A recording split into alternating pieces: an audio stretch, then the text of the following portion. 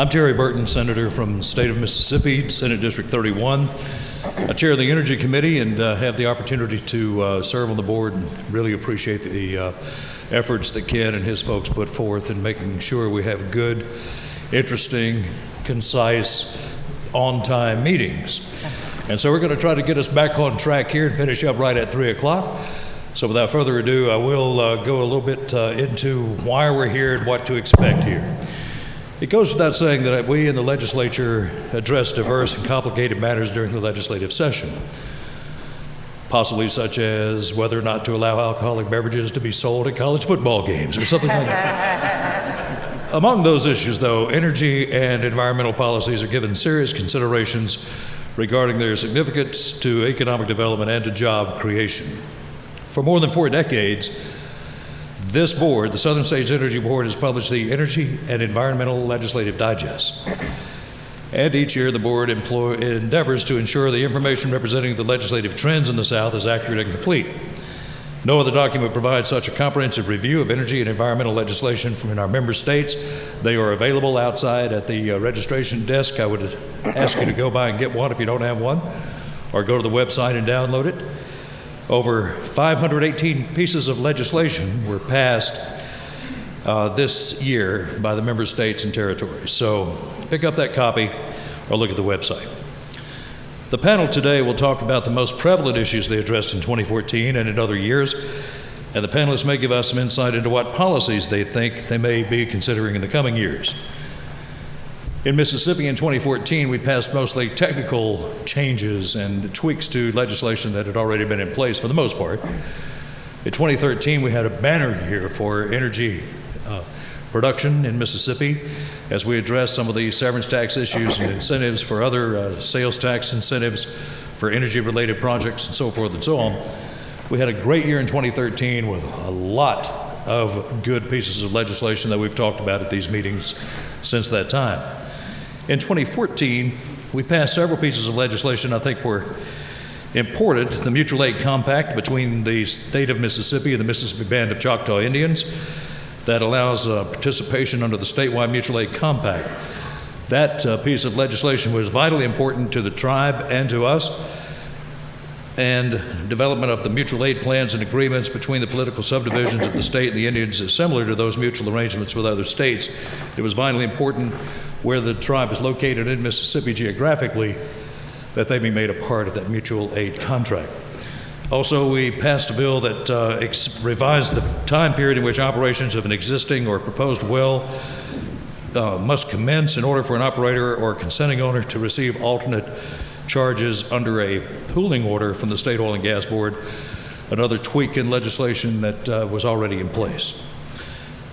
Taxes related to liquefied natural gas, we addressed that issue as well. Defines the term diesel gallon for the purpose of the tax on liquefied natural gas, and provides that the tax levied on liquefied natural gas be levied on each diesel gallon of liquefied natural gas.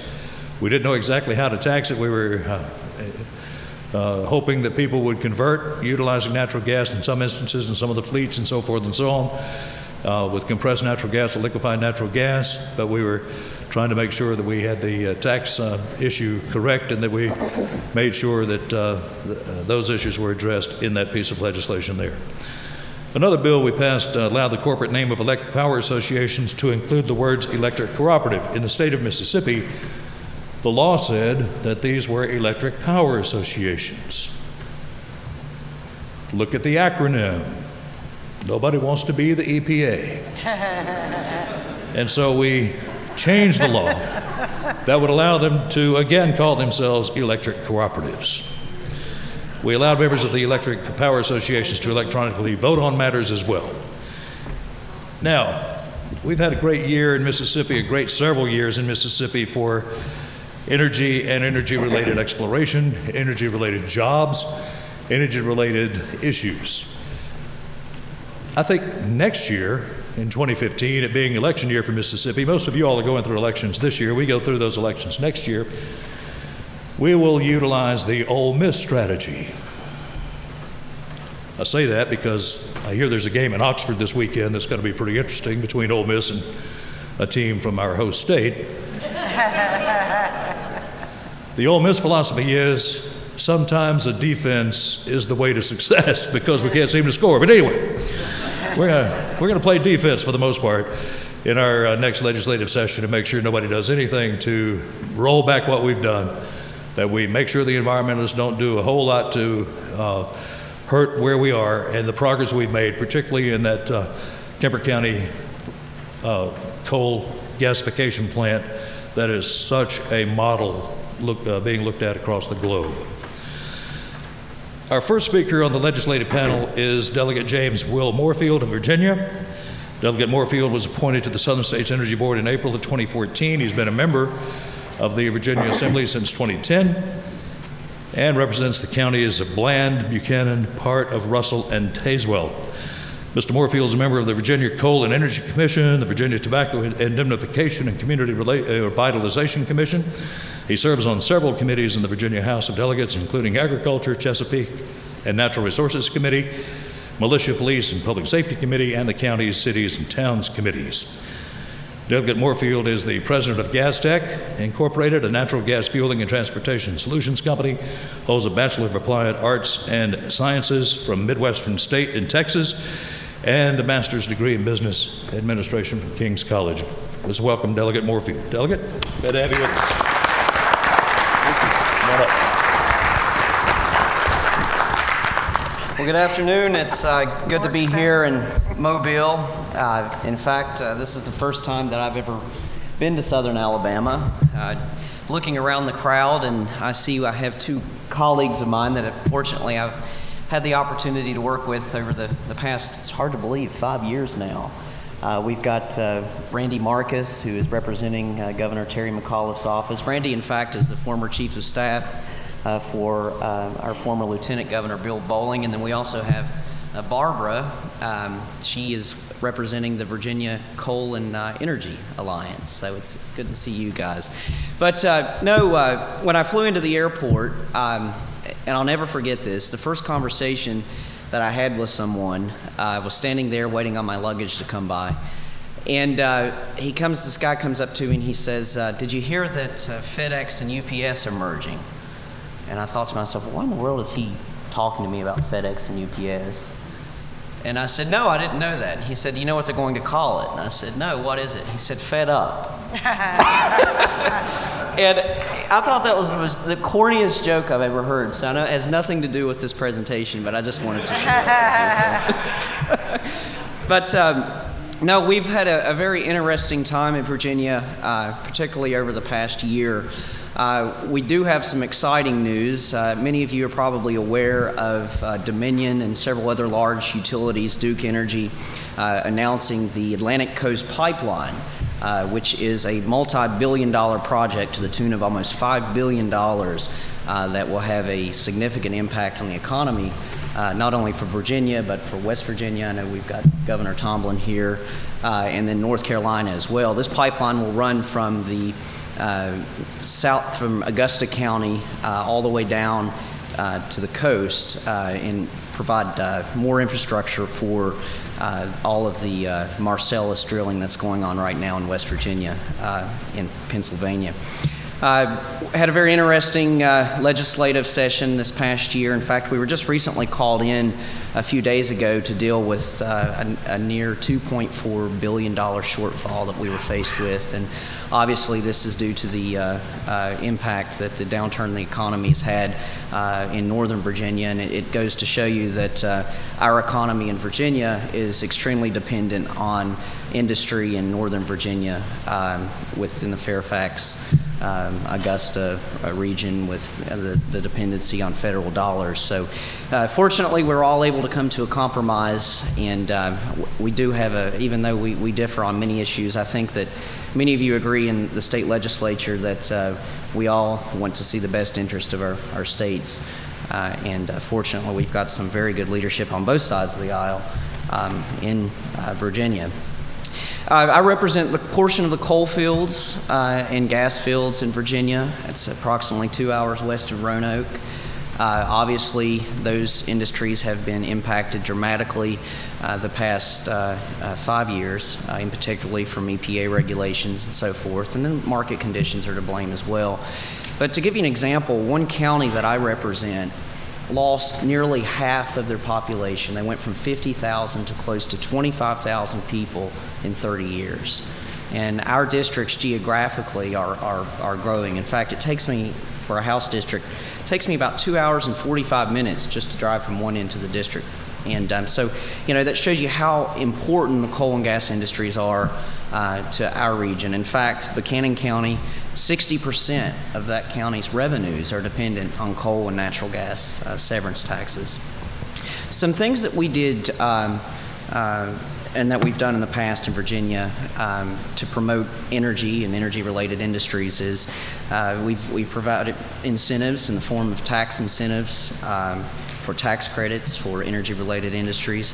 In fact, for the coal industry, we created a small operator tax credit that would provide a tax credit for per ton of coal for small mining operations. In fact, you hear a lot about the large producers in the region, and those are the real job creators, but I'll tell you there are a lot of smaller independent operations that really provide a good bulk of the jobs in that region, so that's been a tremendous benefit to them.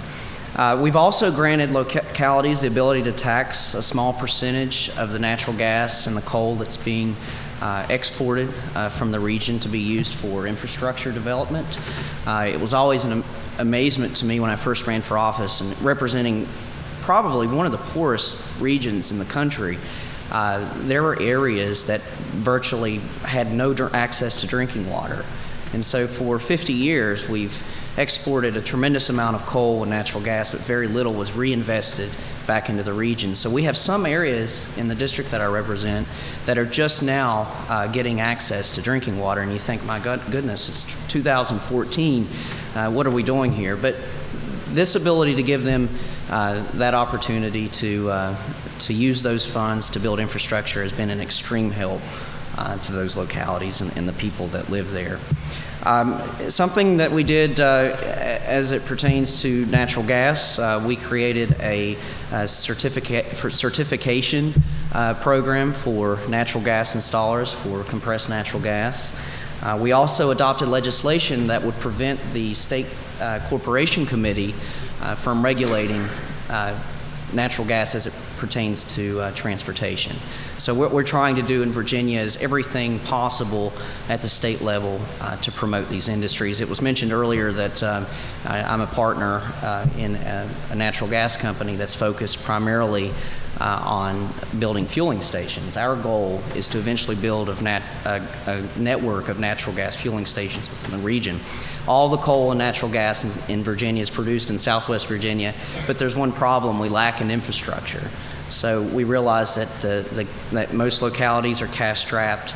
Our states are cash-strapped. In fact, we created an alternative vehicle conversion fund. The only problem is we haven't been able to fund it yet. And I think that it's going to be very difficult to do that. So, we're looking at this from both a public and a private side as well, is that, we've got to do what we can to promote infrastructure development and encourage investment from the private side in that area. We look at the price of natural gas. Personally, I believe that natural gas prices will stay extremely competitive for many years. When you look at comparing a cubic foot of natural gas to a diesel gallon equivalent, let's say the average price of natural gas is $4 a cubic foot. That's about 50-some cents a diesel gallon equivalent. And we've got truckers right now, and trucking companies, transportation companies that are paying almost $4 for a gallon of diesel fuel. So, this is a resource that we really need to start utilizing to help put us even further down the road in reducing our dependency on foreign sources of fuel. Focusing on the upcoming General Assembly session, something, and I won't go into detail for time's sake, there are a number of proposals out there, but something that I would like to see done is expanding our energy plan by granting localities more authority to promote their energy resources, such as what we did by granting them the ability to tax coal and natural gas for infrastructure development. Also, I would like to work with the Board of Education, or our Board of Education, in including or educating or including energy education in our public schools curriculum.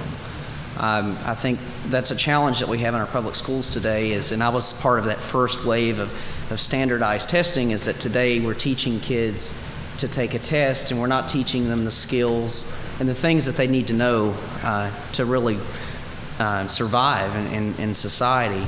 And as we all know, energy impacts every aspect of our lives. And, I certainly think that if young people today had a better understanding of the cost of energy and how that impacts a cost of a gallon of gasoline or even a gallon of milk, I think that it would certainly make things a lot easier when we're not only adopting policy at the state level, but adopting policy at the federal level as well, because we've got a younger generation of people that simply do not understand the economics of energy.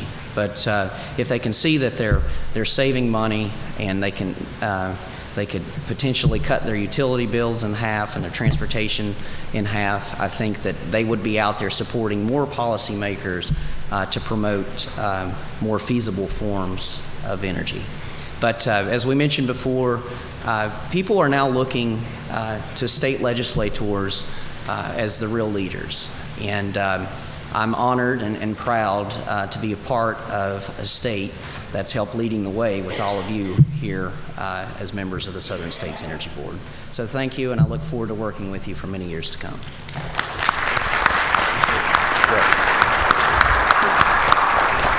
Thank you, Delegate Morefield. Our next legislative panelist is Louisiana Senator Robert Adley. He's no stranger to all of us. He's been around a while. He was elected to serve, seriously, he was elected to serve the State Senate District 36 in 2003, chairman of the Transportation, Highways, Public Works Committee, served in the Louisiana House of Representatives from 79 to 95. Prior to his election to the House, he was city councilman at large for the city of Bossier. Senator Adley is very active in his community, affiliated with a number of associations and organizations, including the Louisiana Oil and Gas Association, the Energy Council. He is a Vietnam veteran, having served in the U.S. Marine Corps from 65 to 67. Thank you for your service. Join me in welcoming Senator Adley. Senator Adley, please.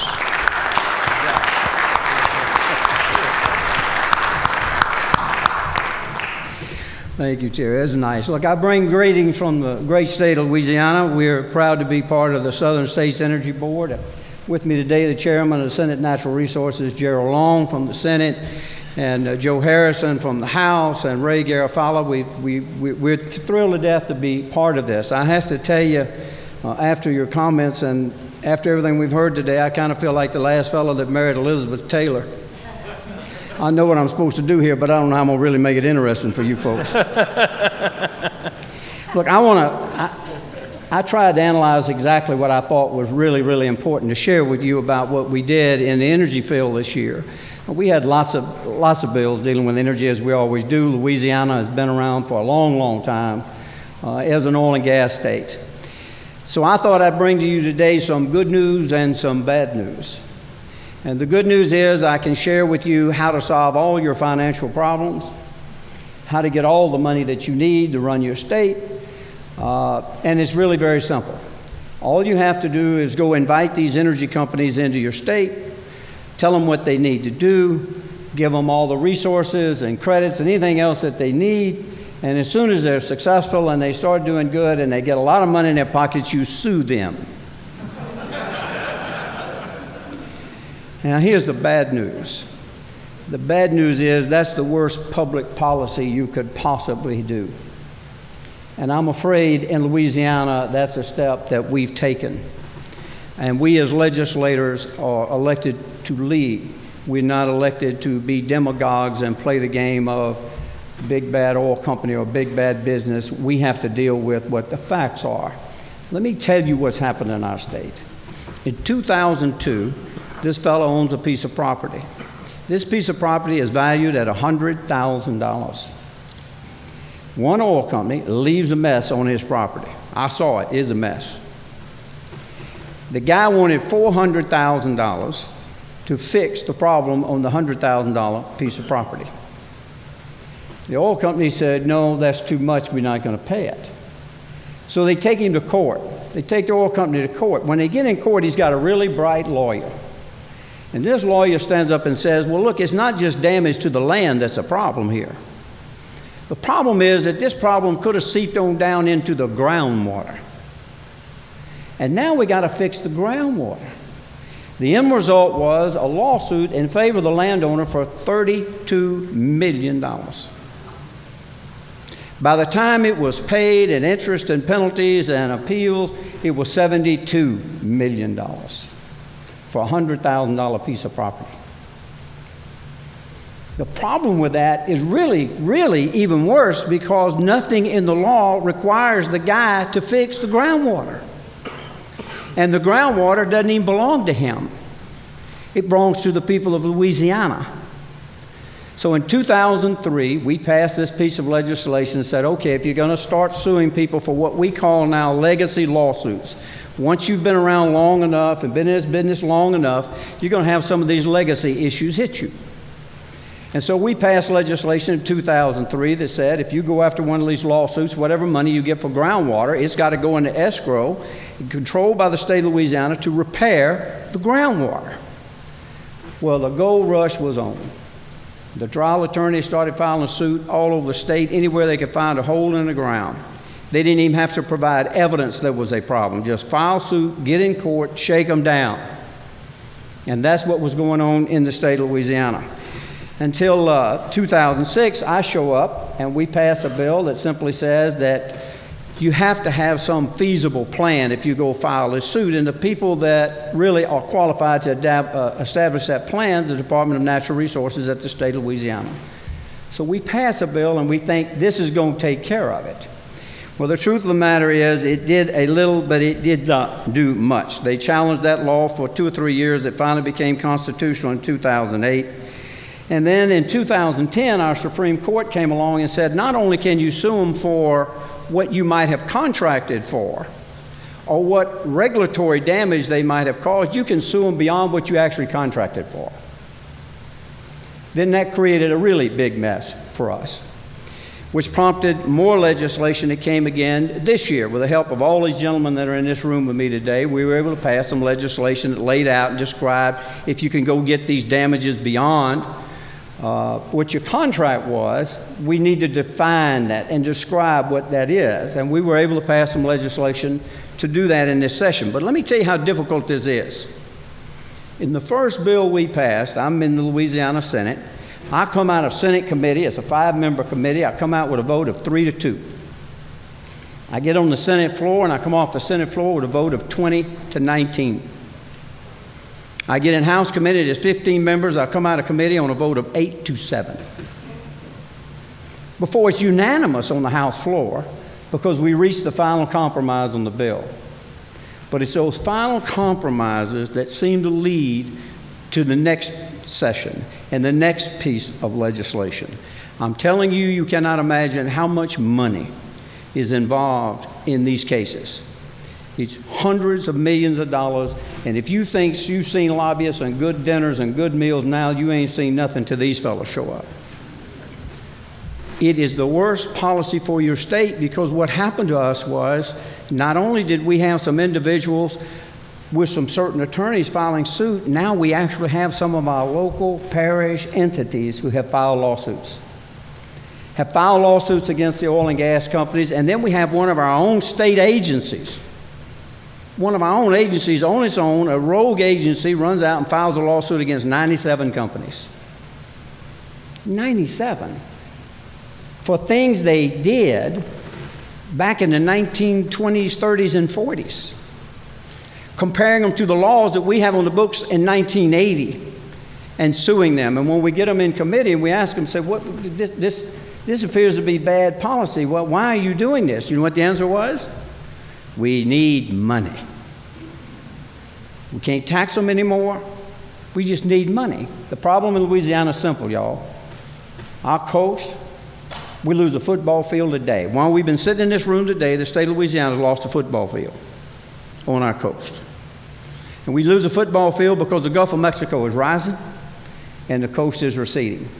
And the coast in Louisiana is receding because for America to be successful with 41% of America in the Mississippi River Valley, they need the Mississippi River.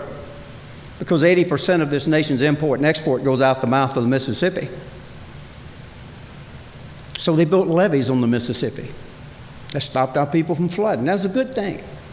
It allowed commerce for America to continue and give us this great port in New Orleans.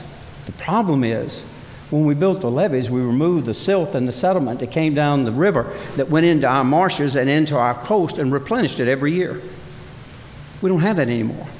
It's gone. So the Gulf is rising, the sediment's going down.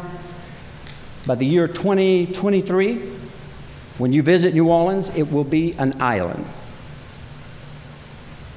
And so we're really dealing with how do we fix this? And we get agencies and local government think the way to fix it is we're going to go sue people who did what we told them to do. And that's horrible policy. So in the state of Louisiana, this past session, the biggest legislation we had was to try to deal with these issues. One, we made the lawsuit by our own agency illegal. We just simply said, you don't have standing for that. You're an agency of the state. To get to where they are, they violated 4 or 5 transparency, sunshines, public records laws, and we were able to use that to get rid of the suit. Now here's the sad part. The sad part, when it came to the parish suits, our local government suits, the politics change. You've got officials, you know what it's like, all politics is local.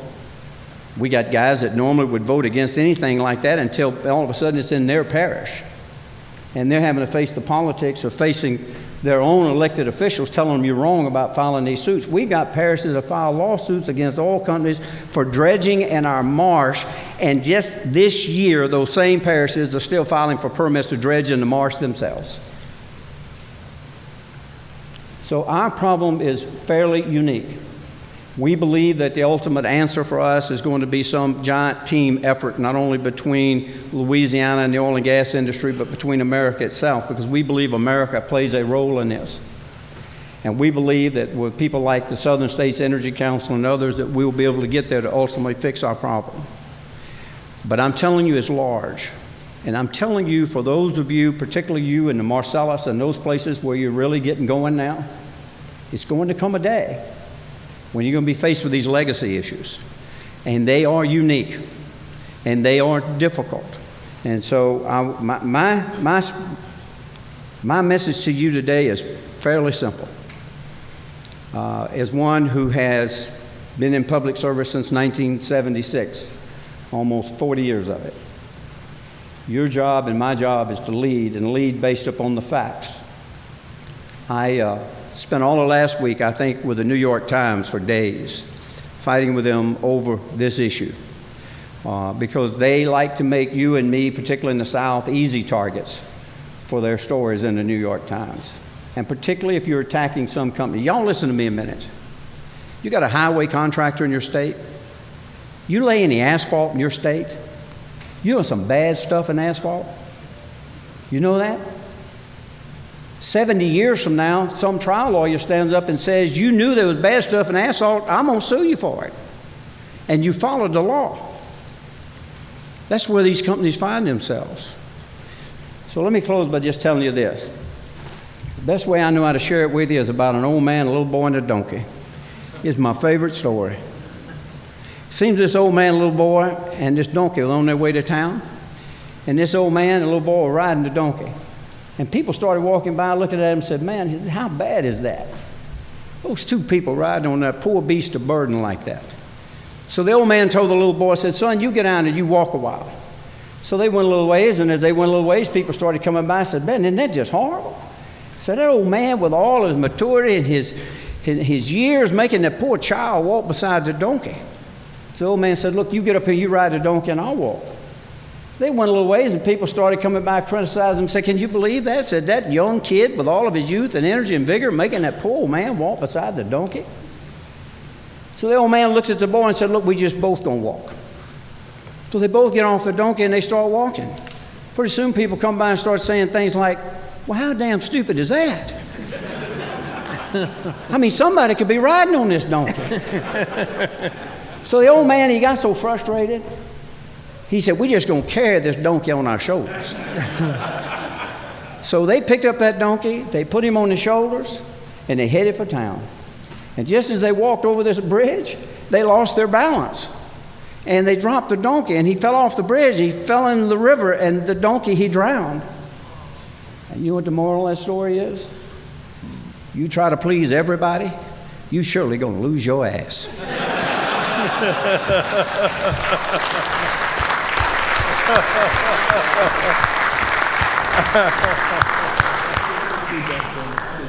Thank you, Senator. He's a little shy, but we love him.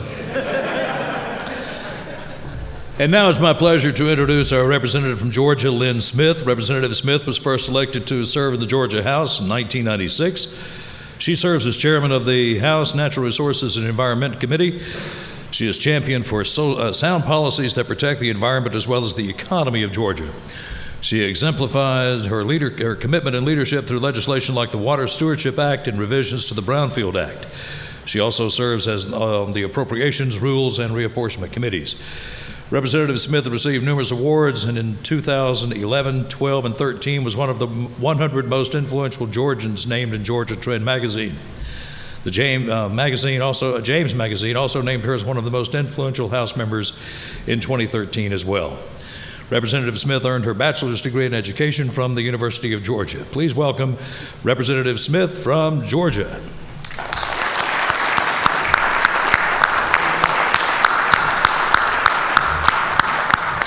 Good afternoon, everyone, and it's great to be here. And I think, like the rest of you, I'm very moved by the stories I'm hearing. And I think we're very fortunate to be members and part of the Southern States Energy Board, because you can hear the testimony and you can get into your details of what's going on. And I think we're very fortunate to be in that position. Now, when we're in our different bodies, General Assemblies, it's quite a different story. And the best observation I can have is common sense is not so common. And so that probably is something we would all echo here. I've been asked to cover a couple of bills from the General Assembly, but then I want to go in a little bit of detail about a joint meeting we had last week, of all things about the WOTUS proposition from EPA. But the first thing we did, and it has to deal with emergency response among our different states, and our utility companies are great sending their crews out. I don't know of a state that hasn't suffered some kind of natural disaster and been appreciative of the help they've gotten. But in Georgia, we had a situation of where if you came in to help and made money, you had to file your taxes in Georgia. So we changed that this year, and essentially the summary is this legislation allows utility contractors who come into the state or travel to another state during times of natural disaster to pay and file taxes in their home state. And so I don't know if your states have that policy now, but we found that to be a very important thing. It's a way of saying thank you and a way of trying to cut a little bit of the red tape. This next bill, it's called Senate Bill 213, and before I go into a brief history of this bill, we have our election term is 2 years, and we have each year is called a session. In our sessions, we cover everything. We do the budget, we do a supplemental budget, and then we also take up legislation. What you really don't want is to have a very controversial bill sit in the interim before the next session. And this is one such bill that did that. It was Senate Bill 213, and it's just changes to the Flint River Drought Protection Act. So I'll briefly read to you the summary and then tell you some of the things we ran into. This bill provides the Director of the Environmental Protection Division, EPD, with more flexibility in times of severe drought. The key provisions of the bill include making irrigation reduction options optional. They used to be mandatory if there were certain drought predictions. In the event of, so the EPD would use that. Now it's not mandatory, but they have to consider it. Also, they have to look at irrigation efficiencies of 80% by the year 2020. This is our farm region of our state, one of our larger farm regions. There's a different consideration for our mobile and solid set irrigation systems, which is 60%. Also clarify what stream flows include and do not include for purposes of establishing an acceptable Flint River Basin stream flows. This is where it gets a little bit controversial. So we are requiring the states to identify opportunities for water efficiency, and then here, the EPD, if it augments a stream, then it can downstream tell the downstream users not to touch that percentage of augmentation. So that's where the festering began, and it began over that summer. On the Senate side, the bill was assigned to the Natural Resources Committee. On the House side, those of us who would have handled these bills had a big debate and discussion, and it was the Speaker's office that does the final assigning of bills. But in 2008, we developed something called our statewide water plans. We have 11 water regions in the state. We had a study committee to find out which committee should do this over a 10-year period. So it was something that was debated for a long time, but we came up with regional water plans. We have 11 regions. There are 3 things that are pertinent to the decision making in these regions. 1 is an inventory of your water resources. 2 is a population forecast, and 3 is an economic forecast. Well, in the meantime, in the first year, we started hearing so much controversy about what was going on with the Flint River, the agriculture community, and again, common sense is not so common, so there's all kind of strife out there. And so when it came time to assign the bill to committee on the House side, there was discussion, let's take a second and look at these regional water plans, and is this not an instance of where agriculture is the main economic force in this region, and maybe that bill should go to Agriculture Committee to see how that debate goes. Well, they passed it out of the committee, which led to our environmental groups to go into hyper mode, and so they introduced their own bill, which was heard in my committee. And the long story short, the language and all in the 2 different bills finally came to a compromise, and we did pass that Senate Bill 213. But I know some of you do budgets one year and you do legislation other years, but we had a little bit of excitement to our lives by letting things fester for a while. So that was that one. And then the other bill is the brownfield bill, and I don't know how many states have brownfield legislation, but it's been such a positive thing for the state of Georgia. It has helped us reclaim gas stations to industrial properties. So we've used it throughout our state. We've had great success. We have over 260 brownfields that have been qualified and can be put back into use by business and entrepreneurs. We've had over 450 applications. So with this brownfield legislation, we did some more tweaking. This is one of the types of bills you do a lot of tweaking to, and that was one of those. This is something I want to give a nod again to the Southern States Energy Board. And when we were in Little Rock, we had a meeting before the Southern Legislative Conference. And there was already talk out there about the waters of the United States and the EPA coming in and just doing all their proposed rules. That debate at that point in time was framed by its impact on agriculture.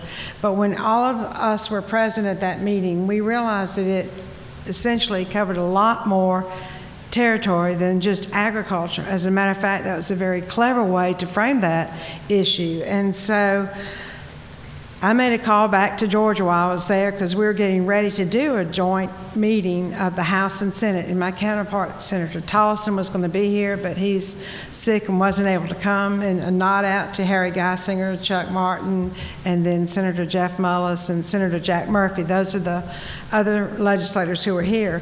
But when we convened our meeting and got ready to send out our information, it was just going to be for the Natural Resource and Environment Committees.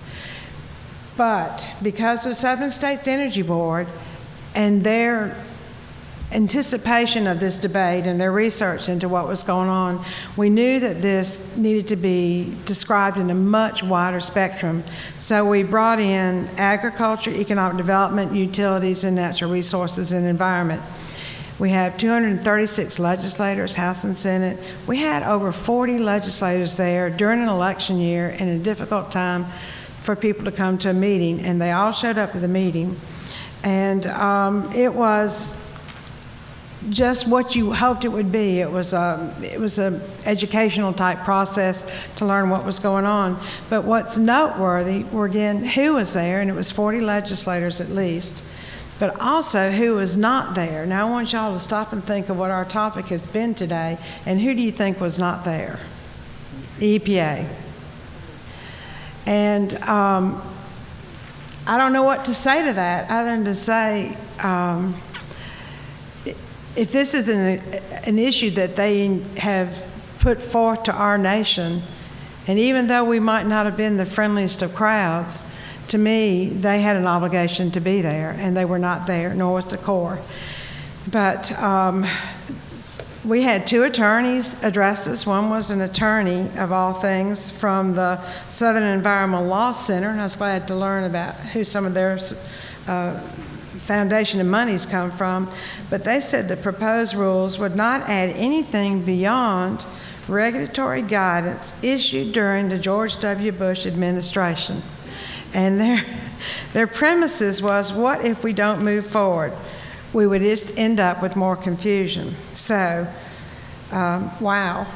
Anyway, so that was one. The other was a normal attorney, and he made clear points about the troubles all of our states would be in if this went unchallenged, or if in fact this did become the rules and regs. And so even our Attorney General got into it with the letter that he sent out the day our committee met, and he said that this Clean Water Act would drastically and unlawfully expand federal control over Georgia's waters and resources. And so I just thought that might be something you'd want to hear about. We did have that meeting. It's not a bad idea to publicize it in your states. I do think the debate is being framed that it doesn't involve most of us, when in fact it involves all of us, and I think it behooves us to get ahead of this as much as we possibly can.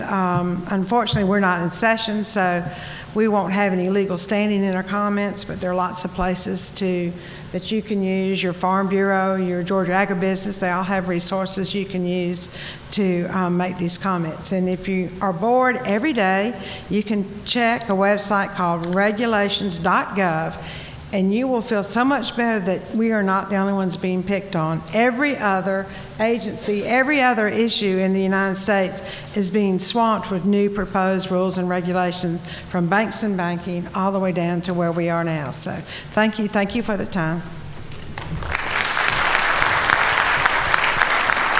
Thank you, Representative Smith. And now it gives me a great deal of pleasure to present the senator from our host state, Alabama, Senator Cam Ward. He was elected to the Alabama Senate in November 2010 after serving 2 terms in the House. He represents the executive director, of the Industrial Development Board of Alabaster. In addition, he serves on the board of directors of Leadership Shelby, the American Village, and is president of the Alabama Law Institute. He's one of those normal attorneys, I think. Senator Ward is an attorney and specializes in economic development, earned his JD from Cumberland School of Law, and is a member of the Alabama Bar. He is co-chair of the Senate Energy and Natural Resources Committee and chairman of the Senate Judiciary Committee. Welcome, Senator Ward. Senator Cam Ward, come forward.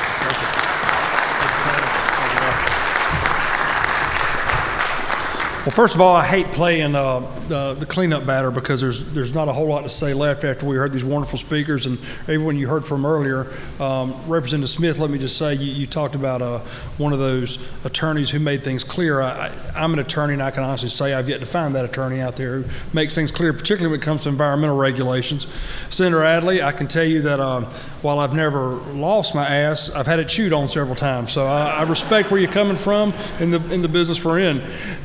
You heard from a lot of Alabama speakers today, and by the way, all of you again, welcome to Alabama. We're glad to have you here. We're very proud of this area down here. Mobile has a lot of heritage, and it's just a lot of fun. It's a great town, great place to be in. You heard from a lot of our speakers today from the energy sector, in addition to our governor. Alabama is unique in this, in that there is not a single economic development project of major consequence in our state that does not involve either Alabama Power, my good friends at Power South, or our friends at TVA in North Alabama. One of those organizations is involved in every major economic development project we've had over the last 2 decades. And that's something we should be proud of, because we realize in Alabama that energy and economic development and jobs go hand in hand. And we recognize that, and not only do we recognize it, but we use that to our benefit. We've got some great legislators here today, Representative Baker, Davis, Representative Sandiford, Majority Leader Hammond, who realize that what we have to do as far as our economic coordination goes is a policy that I have argued for many years. When it comes to energy and the legislature, my biggest philosophy is do no harm. Play defense. Play a smart defense, because Alabama's been riddled the last couple of years with a lot of showmanship in front of our Public Service Commission with regard to outside groups that have made their way probably to several of your states as well to battle our CO2 emissions, to fight back against a very good, clean, profitable coal industry. They've done that. They continue to do that. They continue to look to the legislature to find ways to really push a very radical agenda. And I'm proud to say me and my legislative colleagues have stood together to fight against that, because we realized, if you look at your, many of you who have in front of you the portfolios of southern energy economies, what you will find is Alabama has one of the most balanced energy economies in the southeastern United States today. Between hydro, nuclear, coal, natural gas, and yes, biofuels, we are doing a very good job in how we balance our economy. Again, if we do no harm. We do no harm either A, through the courts, or B, through the legislative branch of government. We had to be mindful of that. We did have some legislation this past session that I was proud of, that the legislators in here supported, regarding stormwater runoff. This was a direct result of EPA regulations. EPA has consistently, without congressional authorization, used the Clean Water Act to, as you know, over-regulate how we handle runoff from our sewer and water systems in Alabama, in your states as well. And that's easy for some cities, whether it be Birmingham or Mobile, to tackle and deal with. What's a lot harder, however, is a small town in my district called Centerville, Alabama, that has 1,300 people. And you know what they had to do? They had to spend tens of thousands of dollars in legal fees to determine how they were going to handle stormwater runoff off the streets in their town.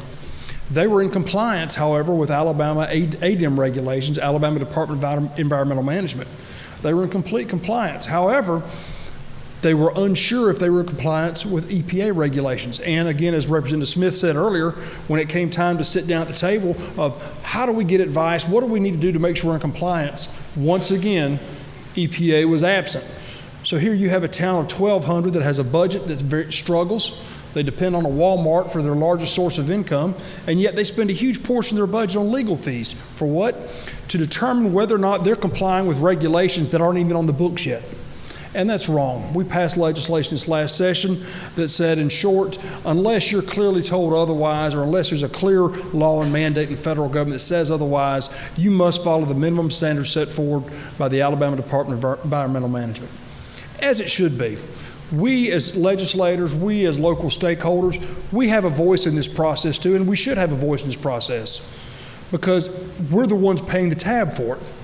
Again, I like to come back and pick on myself as an attorney, but I can tell you there's a lot of legal fees to be made in this business.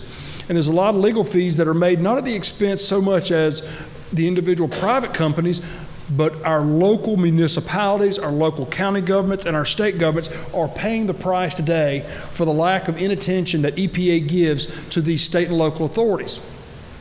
We tackled that this last session. I'm proud to say our legislature almost unanimously adopted these issues. If you look down here in South Alabama, you look at some of the discussion that happened earlier with regard to Alabama Power's discussion, you look at Governor Bentley's discussion earlier, Representative Davis could speak to this well. Mobile is truly a wonder for Alabama. We've done a lot in the legislature over the last 12 years. One, floating a bond to help improve the port facilities.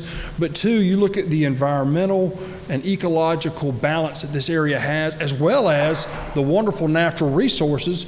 We have coal that comes down here through barges from North Alabama. We have local natural gas facilities. We have a great CO2 carbon capture facility down here. Mobile Bay represents some of the best in the Southeast when it comes to energy production, but also safe energy production. How do we maintain a balance? And I think the legislators down this way, I have to brag on them again and again, because they've done a good job making sure we enhance that balance, but also Open up your hotel room window and look at the barges, look at the freighters coming in and out of that port and what they're providing to our economy, what we're shipping to South America, what we're shipping to the Panama Canal Zone, what we're shipping to Europe. It's coming through the Port of Mobile. We have a lot to be proud of, and that's because of the investment going back in, not only from the state government, but also your local governments. Again, it'd be easy to point to saying the legislature did X, Y, and Z with regard to energy and environmental policy. I think what is harder for people to understand, but something we all need to keep in mind, is the private sector works. We have a great coal industry in Alabama if we'll just do no harm. We have a great natural gas industry. We have a great company in Alabama Power, my friends at Power South in rural Alabama. We have these great private sector individuals who are willing to contribute back to us. They help us on every project we do if we just do no harm. That is what we all need to keep in mind as legislators. Stay out of the way, because at the end of the day, they have so many regulations. These companies and businesses have so many regulations coming down from the federal level, it's choking them to death. It kills them. If we would just stay out of their way, let them do what they do best, we would realize that, you know what, CO2 emissions in the United States are the lowest they've been since the 1970s. No one wants to talk about the CO2 emissions that are rising in India and China, yet we continue wanting to be punitive on ourselves and our own companies and our own businesses, which are actually doing a very, very good job. They're contributing to improving our grid, they're contributing to reducing emissions, and at the same time, they're contributing to making jobs in our state. I think the Alabama legislature's done a wonderful job in that. We've also contributed as far as increasing the funding for ADEM. We realize we need more money to make sure we're providing a good ecological, environmental standards for our state so that people are safe. Your drinking water is safe. Your air you're breathing is safe. I'm proud to say I think our emission standards are probably the lowest they've been in 20 to 30 years. But that's because it's being smart and it's not being drastic. There is a wave moving across the Southeast, as I mentioned before, with regard to lawsuits being filed by outside groups doing everything they can to remove fossil fuels from our energy portfolio. That is a penalty on the South, that's a penalty on my state. We can't do solar, we can't do wind. And although the federal government recognizes those two alternative energy sources, what they fail to recognize is the large amount of hydroelectricity our state generates. As the president of Alabama Power said earlier, what cleaner source of energy is there? There isn't one. We continue to promote those. We're going to continue as a state to be an economic partner in developing those energy sources, because it's clean, but also we consider that an alternative renewable source because it's clean water. It's coming through your rivers. How can you argue with that? I challenge legislators at the end of the day to look at this. When you look at your energy portfolio per state, regardless of where you are, don't put all your eggs in one basket. I believe Alabama's done a good job in balancing their resources, balancing the companies they work with, making sure we have the right amount of energy from the right sector, and that long term as prices fluctuate, whether it be in natural gas, whether it be in coal, whether it be in other natural resources, we're balanced so that we're not stuck with one commodity or another that could end up hurting our economy. I think our legislatures recognize that. I think going forward, we'll continue to have to battle off certain environmental extremists who want to stifle the economic growth we've had in our energy sector.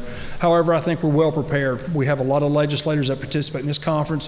They were in Little Rock, Arkansas for SLC's conference we talked on energy. They were in Tulsa, Oklahoma at the Energy Council. They understand that what we face today is we finally have an opportunity in Alabama, in the Port of Mobile, where we can export energy to the rest of the world. The only thing that holds us back is us, our state government, our federal government, our local government. If we do no harm, we will become the export of energy from the southeastern United States, and I'm proud of that. Once again, thank you for being here in Mobile, Alabama. We're glad to have you and look forward to participating in the rest of the conference. Thank you again.